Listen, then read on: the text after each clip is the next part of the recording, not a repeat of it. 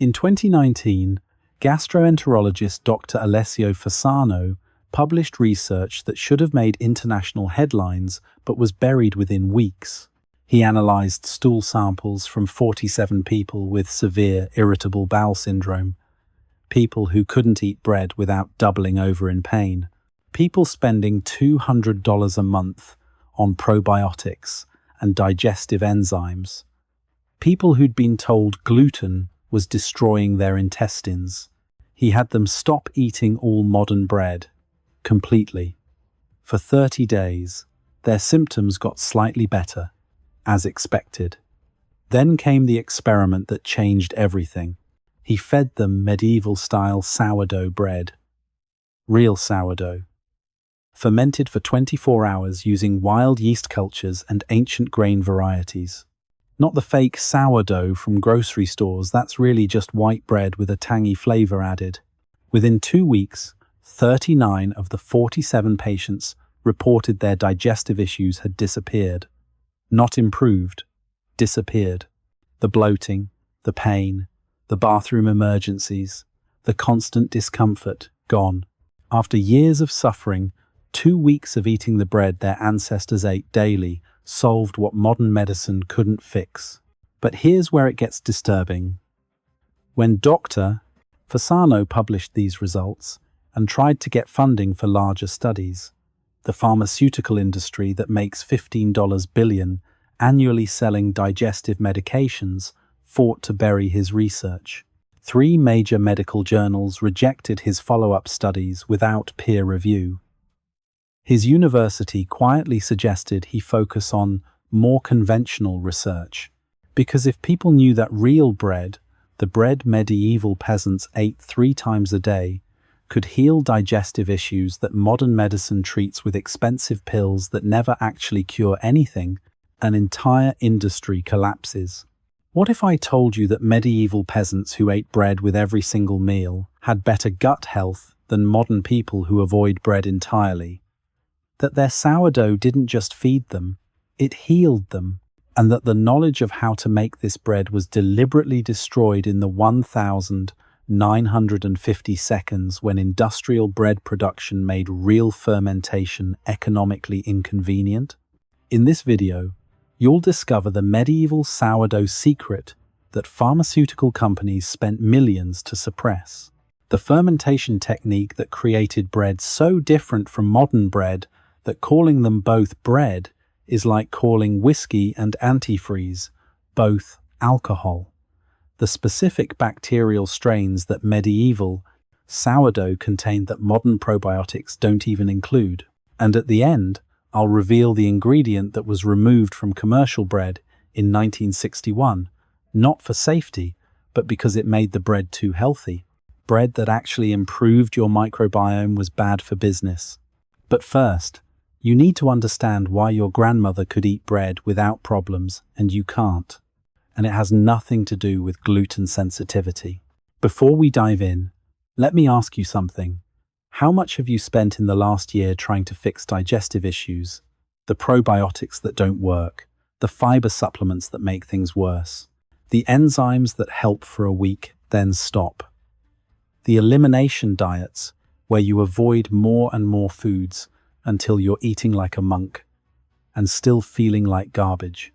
The average American with digestive issues spends $2,400 per year on supplements, special foods, and medications. That's nearly $200 billion annually across the population. An industry built on the fact that modern food has destroyed our gut health and then selling us expensive band-aids that never actually heal anything. Here's what that industry doesn't want you to know. Medieval peasants ate bread made from grain with every meal. Breakfast, lunch, dinner. Sometimes bread was the entire meal. And they had gut microbiomes that modern researchers describe as remarkably diverse and optimally balanced. Better than people taking $80 probiotic supplements, better than people on elimination diets, better than anyone in the modern developed world. The bread didn't hurt them, it healed them. But the bread they ate and the bread you're avoiding are completely different foods at a molecular level. Calling them both bread is the lie that keeps you sick and keeps pharmaceutical companies rich. If you've spent years thinking you're sensitive to gluten or can't digest bread, when really you've just never eaten actual bread, hit that like button. This knowledge could free you from dietary restrictions that were never necessary and save you thousands on supplements that don't work. Now let me show you what medieval peasants knew about sourdough that modern food science deliberately destroyed. Number 1. Wild fermentation creates probiotic diversity. Modern supplements can't match. Here's the foundation that changes everything about how you understand bread. Medieval sourdough wasn't made with commercial yeast. It was made with wild yeast and bacteria captured from the air, from the grain itself, from the baker's hands, from the wooden bowls used for mixing. This created a living ecosystem in the dough that was different in every village, every household, every batch. Modern genetic analysis of medieval sourdough starters, preserved in monastery collections, reveals something shocking. A single medieval starter contained an average of 47 different bacterial strains and 12 different wild yeast species. These organisms work together in a complex relationship that modern food science is only beginning to understand. Compare this to modern commercial bread. 0 bacterial strains, 1 yeast species, Saccharomyces cerevisiae. That's it. Modern bread is biologically dead before it's even baked. It's created to rise fast, bake fast, and sit on shelves without molding. Fermentation is seen as an inconvenience to be minimized, not a transformative process to be maximized. But here's what medieval bakers understood through generations of observation. Those 47 bacterial strains weren't just making the bread rise. They were pre-digesting complex carbohydrates. They were breaking down gluten proteins. They were producing enzymes that help your gut digest the bread. They were creating B vitamins. They were generating lactic acid that lowered pH and prevented harmful bacteria from surviving. A 2016 study from the University of Bologna analyzed sourdough fermented using medieval techniques versus modern quick-rise bread. The medieval-style sourdough contained lactobacilli bacteria that produced compounds that actually strengthened intestinal wall integrity. The modern bread contained compounds that increased intestinal permeability, what modern research calls leaky gut. The bacterial strains in medieval sourdough included Lactobacillus sanfrancisensis, Lactobacillus plantarum, Lactobacillus brevis, and over 40 others. Each strain produced different enzymes. Each broke down different proteins. Each created different beneficial compounds. Together, they transformed grain into medicine. Modern probiotic supplements try to replicate this. They fail. A typical probiotic capsule contains 3 to 10 bacterial strains. Medieval sourdough delivered 47 strains with every slice, and those strains came packaged in food that nourished them, helping them survive stomach acid and colonize the gut. French monastery records from the 1300s describe sourdough starters being maintained for decades, passed from master baker to apprentice. Some monasteries had starters over 100 years old. These weren't just yeast cultures. They were evolving microbial ecosystems that improved over time, adapting to their environment and becoming more effective. For modern gut health, this reveals why probiotics often disappoint. You're taking 3 strains when you need 47. You're taking them in capsules when you need them in fermented food. You're buying bacterial strains selected for shelf stability when you need strains selected for gut health through generations of use. Medieval peasants didn't need probiotic supplements. Every slice of bread was a probiotic delivery system so effective that modern science can't replicate it without returning to their exact methods. Number 2. The 24-hour fermentation that destroys anti-nutrients. Modern bread ignores. Walk into any medieval bakery and you'd see dough sitting in wooden troughs for an entire day before baking, sometimes longer. This wasn't laziness or inconvenience. It was essential biology. The long fermentation time allowed bacteria to break down compounds in grain that human digestive systems struggle with. Compounds modern bread contains in full concentration because industrial baking eliminated the fermentation time needed to destroy them. The compound modern researchers are most concerned about is phytic acid. It's found in all grains, especially in the outer brown layer. Phytic acid binds to minerals like iron, zinc, calcium, and magnesium, making them unavailable for absorption. Eat bread high in phytic acid, and you're simultaneously consuming nutrients and blocking your body from using them. Medieval sourdough fermentation reduced phytic acid by 90% to 95%. The bacteria and wild yeast produced an enzyme called phytase that broke down phytic acid. But this process required time, at least 12 hours, optimally 24 hours or longer. Medieval bakers didn't know the biochemistry. They knew from experience that bread fermented longer was easier to digest and more nourishing. Modern commercial bread fermentation time? 2 hours, sometimes 90 minutes. Industrial bakers discovered they could force rapid rise by adding large amounts of commercial yeast and using dough conditioners. This saved time and money. It also meant the bread retained 90% of its phytic acid. You're eating grain that actively prevents you from absorbing the minerals it contains. But phytic acid isn't the only anti-nutrient destroyed by long fermentation. There's also lectins, proteins that can damage gut lining. There's enzyme inhibitors that prevent your digestive system from breaking down the bread. There's FODMAP compounds that cause bloating and gas.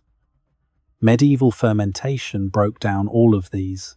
A 2018 study from the University of Hohenheim measured digestibility of sourdough fermented for different lengths of time. Bread fermented for 4 hours, modern standard, caused digestive distress in 73% of test subjects. Bread fermented for 24 hours, medieval standard, caused digestive distress in only 8% of subjects. The bread was made from identical flour. The only difference was fermentation time. Italian research from 2017 went further. They had people with diagnosed gluten sensitivity eat bread made from the same wheat but fermented differently. Modern fermentation, severe symptoms. 24-hour medieval fermentation, minimal to no symptoms in 82% of subjects. The researchers concluded that most gluten sensitivity is actually sensitivity to inadequately fermented bread. Medieval monastery baking schedules prove this was deliberate knowledge, not accident. Evening prayers were followed by mixing dough. Dough sat overnight and through the next day. Evening prayers the next day, the dough was finally baked. Roughly 24 hours of fermentation, standardized across thousands of monasteries. This wasn't random. This was a perfected system. The modern bread industry knows this research exists. They've chosen to ignore it because 24-hour fermentation is incompatible with industrial production schedules. A factory can't have dough sitting for a day, so they eliminated the fermentation that made bread digestible and told consumers that if they can't tolerate bread, they must have a sensitivity or disorder. Medieval peasants ate bread 3 times a day without digestive issues because the bread was actually digestible. You can't eat bread once without problems because the bread hasn't been properly prepared. The grain isn't the problem, the process is the problem. Number 3, ancient grain varieties modern wheat can't compare to. Here's where the sourdough secret gets even deeper. Medieval peasants weren't just fermenting bread differently, they were using completely different wheat. Wheat varieties that modern industrial agriculture abandoned because they were less profitable, even though they were more nutritious and easier to digest. Modern wheat is almost entirely one variety, dwarf wheat, developed in the 1960 seconds through selective breeding to produce higher yields and shorter stalks that don't fall over in wind. This wheat transformed global agriculture. It also transformed the wheat's protein structure in ways that make it harder to digest. Medieval wheat was einkorn, emmer, or spelt, ancient varieties with different gluten structures. The gluten in ancient wheat has fewer chromosomes and a simpler protein structure. It's easier for human enzymes to break down. It's less likely to trigger immune responses, and when fermented properly, it's almost completely pre-digested before you eat it. But modern agriculture rejected these wheat varieties. Einkorn yields about 800 pounds per acre. Modern dwarf wheat yields 4,000 pounds per acre. From a production standpoint, the choice was obvious. From a health standpoint, we traded digestibility for yield. The protein structure difference is measurable. Modern wheat gluten forms very strong, elastic bonds. Great for industrial bread that needs to rise fast and maintain structure. Terrible for digestion. Ancient wheat gluten is weaker and more fragile. Medieval sourdough bacteria could break it down almost completely during long fermentation. A 2014 study from the University of Florence compared bread made from modern wheat versus einkorn, both fermented using medieval sourdough methods. The modern wheat bread, despite proper fermentation, still caused mild inflammation markers in blood tests. The einkorn bread caused no inflammation. The grain itself mattered, not just the fermentation. Medieval agricultural records show crop diversity that's shocking to modern eyes. A single village might grow 7 different grain varieties. Different fields would rotate different grains. This wasn't inefficiency, it was resilience and nutrition. Different grains provided different nutrients. Different grains handled different weather conditions. And different grains suited different types of bread and different health needs. Some medieval medical texts prescribed specific grain types for specific ailments. Spelt for digestive weakness, emmer for building strength, einkorn for nursing mothers. This wasn't superstition. Different grains have measurably different nutritional profiles and different effects on gut health. The modern food system eliminated this diversity. Standardization meant profit. But standardization also meant eliminating the grains that were easiest to digest and most nutritious. Medieval peasants had better nutrition from bread made with inferior grains than modern people get from bread made with superior high-yield wheat. Number 4. The starter maintenance ritual that created generational health. Medieval sourdough starters weren't just yeast cultures. They were living heirlooms passed down through families for generations. Some starters were older than the grandparents using them, and this continuity created microbial ecosystems of remarkable power. A sourdough starter is a symbiotic culture of bacteria and wild yeast. When you maintain a starter by feeding it fresh flour and water regularly, you're not just keeping it alive. You're selecting for the strongest, most effective microorganisms. The bacteria that survive and thrive are the ones best adapted to fermenting grain into digestible bread. Medieval families would keep starters in clay crocks, feeding them daily. A portion of the starter would be used for that day's bread. Fresh flour and water would replenish the starter.